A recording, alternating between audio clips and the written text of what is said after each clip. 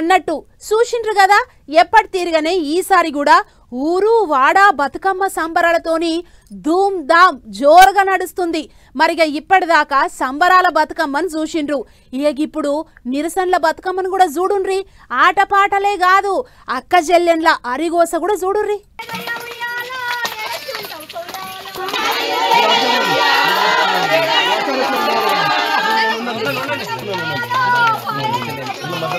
బతుకమ్మ బతుకమ్మ ఉయ్యాలో బంగారు బతుకమ్మ ఉయ్యాలో అనుకుంటా పాటలు పాడుకునేటి అక్క చెల్లెళ్ళు హైదరాబాద్ వచ్చింది ఉయ్యాలో, బతుకులు ఆగం చేసింది ఉయ్యాలో అనే పాటలు పాడుకునేటి ఖాత అయింది ఇప్పుడు పండగ పూట.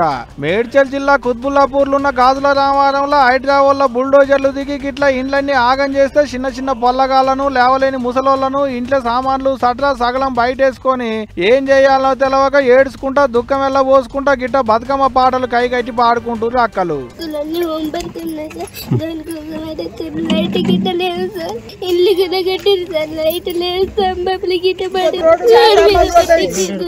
కావాలి సార్.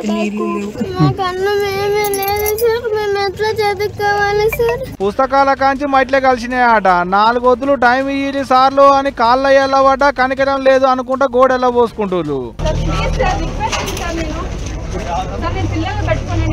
ఎక్కడికి వెళ్ళలేను సార్, ప్లీజ్ నాకు ఒక 1 వీక్ టైం ఇవ్వండి లేదా ఎట్లా 2 డేస్ టైం ఇవ్వండి సార్. అన్నీ నా సార్ నేను మొన్ననే కొనుక్కున్నాను సార్, అన్ని ఈఎంఐలు పెట్టి పెద్ద ముచ్చట ఏంటంటే గవర్నమెంట్ జాగాలో ఎవరికి తెలియకుండా ఇల్లు కట్టుకున్నోళ్ళు కాదు, ఇల్లంతా కబ్జా పెట్టినోని కాడ కాసులు పెట్టి కొనుక్కున్నోళ్ళు. పాపం పట్టాలు ఇచ్చిండట, వాళ్ళ పేరు మీద కరెంటు బిల్లులు కట్టుకున్నాడ కూడా.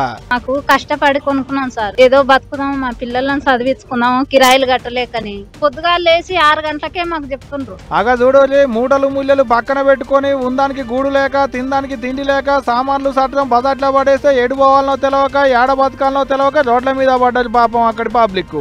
ఏ దిక్కు లేని వాళ్ళకు దేవుడే దిక్కు అవుతాడు అంటుంటారు, కానీ వీళ్ళకు ఏ దేవుడు దిక్కు అవుతాడో ఏమో కానీ పండగ పూట దిక్కుమొక్కు లేని వాళ్ళను చేసిరు అనుకుంటున్నారు ఇప్పుడుకి ముచ్చటకైన రాష్ట్ర పబ్లిక్.